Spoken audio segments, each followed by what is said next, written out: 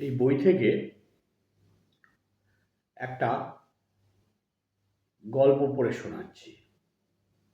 বইটির নাম সেভাবে রক্তপাত হয়নি। গল্পটির নাম দারু। ঘুপটা আচমকা ফেটে গেল, তারপর ছড়িয়ে পড়ল চারদিকে, অনেকটা অসতর্কে হাত থেকে পড়ে যাওয়া ডিমের মতো। চোখ জোড়া হয়ে উঠল জোড়া কুসুম।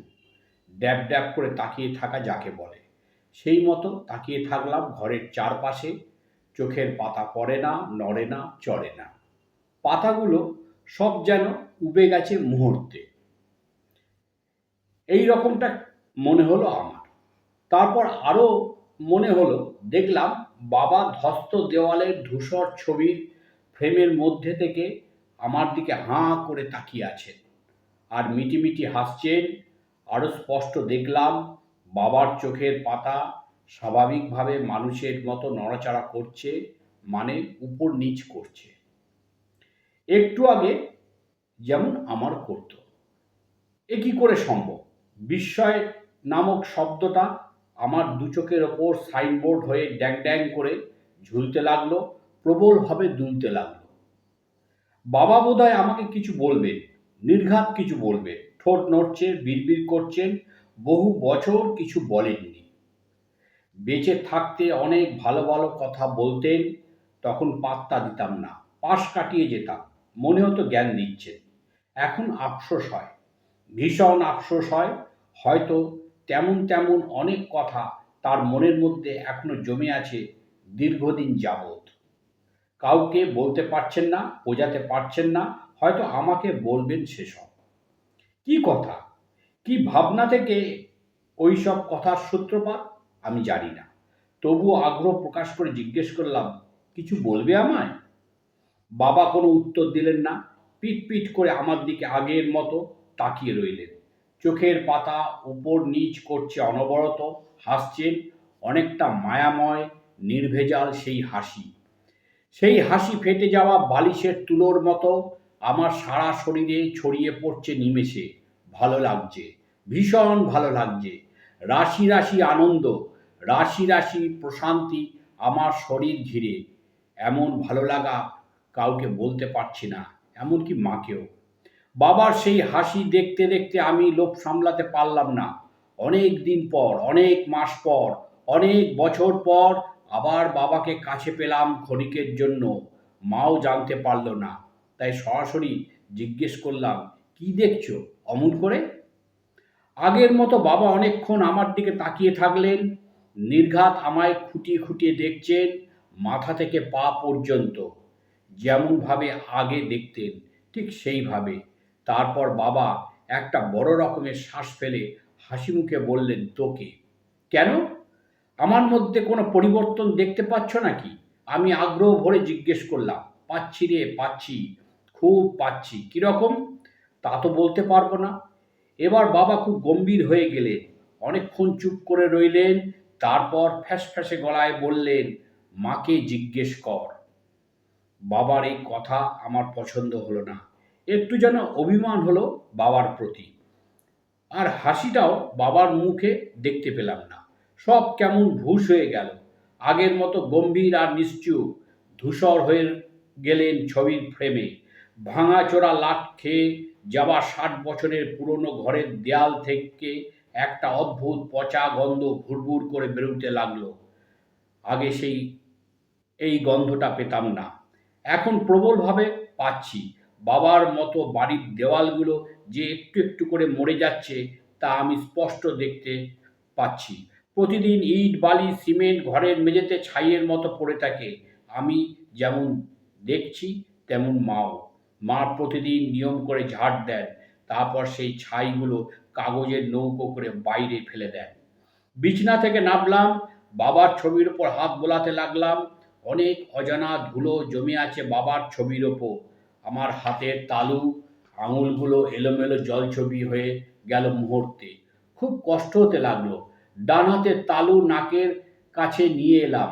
বাবার গায়ের গন্ধ খুঁজে পেলাম না একটুও, বরং আরও গভীর তীব্রভাবে এক অদ্ভুত পচা গন্ধ নাকে ঝাপটা মারতে লাগলো। নাকের ভিতরটা জ্বলতে শুরু করলো। স্পষ্ট বুঝতে পারলাম সেই জ্বলনটা একটু একটু করে আমার রক্তের সঙ্গে মিশে যাচ্ছে। আমার শরীরের ভিতর ক্ষুদ্র ক্ষুদ্র অঙ্গে ভীষণভাবে ধাক্কা মারছে। ২, পাশের ঘরে গেলাম, দেখলাম মা ঘরের দেবতাদের চান করাচ্ছেন। আমি যে তার পাশে এসে দাঁড়িয়েছি একটুও খেয়াল নেই। এক মনে বারবার দেবতাদের মাথায় জল ঢেলে যাচ্ছেন। দেবতাদের শরীর ঠান্ডা হচ্ছে সেই জলে। হঠাৎ মা আমাকে দেখে হেসে ওঠে। তুমি হাসছো? হ্যাঁ হাসছি, তোকে দেখে হাসছি। আমি ব্যাকুলভাবে জিজ্ঞেস করি, কেন তুমি হাসছো? বললাম তো তোকে দেখে। আমাকে দেখে তোমার হাসি পাচ্ছে? হ্যাঁ। তাহলে বাবা ঠিকই বলেছে। কি বলেছে তোর বাবা? আমাকে নাকি অন্যরকম দেখাচ্ছে। তা বলতে পারবো না বাপু। বলেই মা আবার দেবতাদের মাথায় জল ঢালেন। জল ঢেলে চলেন এক মনে। কোনো দিকে তার কোনো দৃষ্টি নেই। একটু পরে ফুল দেবেন চরণে, কারুর গলায় মালা পরিয়ে দেবেন, প্রত্যেকের থালায় মিষ্টি সাজিয়ে দেবেন, খাবার জল দেবেন। দেবতারা খাবেন কিনা জানি না, জানতেও চাই না। জ্ঞান হতেই মাকে এই আয়োজন করতে দেখেছি, এখনো দেখে চলেছি। আমাদের বাড়িটা যত দিন যাচ্ছে একটু একটু করে মাটির তলায় দেবে যাচ্ছে। আশেপাশের রাস্তা উঁচু হয়ে উঠছে।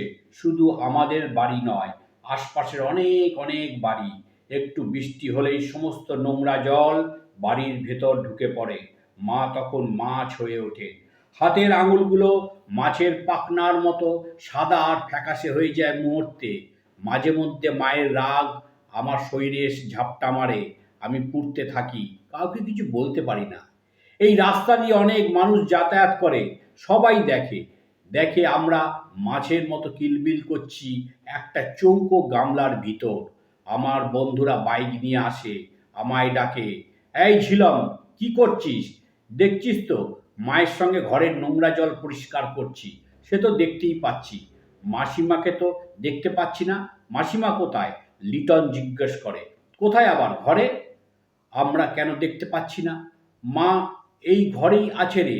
আমি হাসতে হাসতে বলি, মা এই মুহূর্তে মাছ হয়ে গেছে, এই কালো নোংরা জলে ডুবে আছে, তোরা দেখতে পাবি না। তোর মাথাটা একেবারে গেছে। লিটন বলে, আজ রাত্রে চলে আসিস ক্লাবে, দারুর আসর বসবে খরচা ক্লাবে। ৩, এখন বৃষ্টি নেই, কিন্তু ঘরের দোরে ফুট দুয়েক পাঁচিল রয়ে গেছে।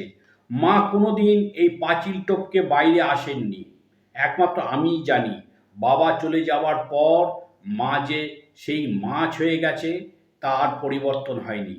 এই চৌকো গামলার ভিতর বাতাসে ভাসেন, ভাসতে ভাসতে ঘরের সাত কাজ করেন, কখনো বা বৃষ্টির জলে সাঁতার কাটেন।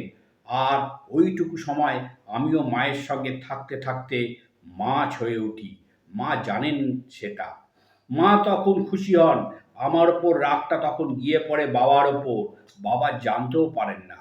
তখন আমার মনে হয় এ পাড়ার অনেকেই আমাদের মতো মাছ হয়ে বেঁচে আছে দীর্ঘদিন, দীর্ঘকাল। আমাদের মতো কেউ ভাবতে পারছে না, কেউ কিছু বলতে পারছে না। সবটাই যেন কপালের ফেরে মেনে নিয়েছে। তাই মাছ হয়ে থাকাটাই বুঝি আমাদের ভবিতব্য। আমি ক্লাবে যাই, বন্ধুদের সঙ্গে আড্ডা মারি, দারু খাই, চাট হিসেবে বটার করা ঝাল মুখের ভেতর পচা বিষাদটা নিমেষে পাল্টে যায়। নতুনভাবে বাঁচতে ইচ্ছা করে। তারপর গভীর রাতে বাড়ি ফিরি, মা কিছু বলে না। মরা মাছের মতো তাকিয়ে থাকে আমার দিকে। তারপর বলে, আয়, খাবি আয়। অনেক রাত হলো। খাওয়া শেষ হলে মাকে ডাকি, মা কোনো সাড়া দেয় না। আমি জানি এই সময় মা শুয়ে আছেন বিছনার একরাশ অন্ধকার গায়ে মেখে। চোখের পাতা পড়ে না। মা যে অনেক দিন আগের থেকে মাছ হয়ে গেছেন বাবাও জানল না। আমার কি তাই পরিণতি আমার কি তাই পরিণতি হবে? আমার চোখের পাতা পড়ছে না। আমি আবার নিজের ঘরে ফিরে আসি। ছোট্ট পাড়া চটে যাওয়া আয়নায় নিজেকে দেখি বারবার, আর অবাক হয়ে যাই। ঘুম ফেটে যাওয়ার পর থেকে এখনো অবধি দুই চোখের পাতা পড়েনি। আমি তাহলে মায়ের মতো চাই। এক ছুটে আবার মায়ের কাছে গেলাম। আমার ভয় হতে লাগলো, ভয়ের কথাটা বলতে পারলাম না মাকে। আরো আশ্চর্য হলাম, এখন দেবতাগুলো জলের মধ্যে মাথা তুলে শটান দাঁড়িয়ে আছে, যেন একটু একটু করে বড় হচ্ছে আমাদের চোখের সামনে। এই রকমই মনে হতে লাগলো। আমি উপুর হয়ে বাতাসে ভাসতে ভাসতে জিজ্ঞেস করি, মা তুমি আমাকে দেখতে পাচ্ছ তো? হ্যাঁ রে পাচ্ছি খোকা। মা হাসতে হাসতে বললেন, তোর বাবা ঠিকই বলেছে, তোকে অন্যরকম দেখতে লাগছে। কিরকম? তোর চোখ জোড়া যে এত বড়, আগে কোনোদিন এমন করে দেখিনি। তুই আমার একমাত্র ছেলে। সামনের 2রা ডিসেম্বরে 30 বছর বয়স হবে তোর। আমি মায়ের কোনো কথা শুনতে পাচ্ছি না। বারবার বলি, মা আমি তোমার দেবতাদের মতো চান করব। বেশ তো, আয় চলে আয়।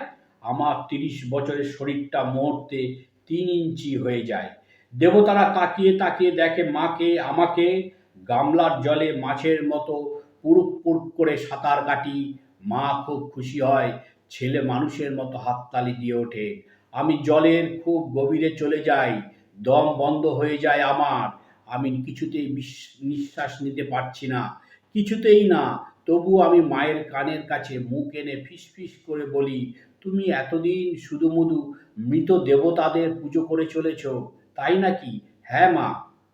আমার কথা বিশ্বাস হয় না মায়ের। আয়, কাছে আয়। বলতে বলতে মা আমায় কোলে নিয়ে গামলার মধ্যে উঠে বসেন। চারিদিকে তাকান, অনেক আগেই আমার মতো মায়ের চোখের পাতা পড়ে না। মাথার ওপর এই ছাদটাকে মনে হয় বিশাল জাল। জালটা ক্রমাগত বিস্তার হচ্ছে, একের পর এক গ্রাম, পাড়া, শহরে 5। তারপর এক অদ্ভুত কাণ্ড ঘটে গেল। একটু একটু করে দেবতারা আমাদের শরীরের ওপর পা রেখে উঠে দাঁড়ালেন। তারপর ঘরের চৌকাঠ ডিঙিয়ে বাইরে পা রাখলেন। বাইরে তখন শুনতে পাই হৈ হৈ আনন্দ, উদ্দাম নৃত্য, স্লোগানের তুবড়িতে আকাশ বাতাস মুখরিত। উৎসবের পরিমণ্ডলে পাড়া কাঁপিয়ে ছুটে চলেছে একের পর এক মোটর বাইক। ক্লাবে বসেছে দারুর আসর। একটু পরে আমিও যাব, দারু খাবো, দারু। এই বইটি থেকে গল্পটি পড়লাম। বইটি চিত্রা প্রকাশনী থেকে প্রকাশিত হয়েছে। যদি আপনাদের আমার গল্প ভালো থাকে বা ভালো লাগে, তাহলে কিনতে পারেন। ভালো থাকবেন সবাই।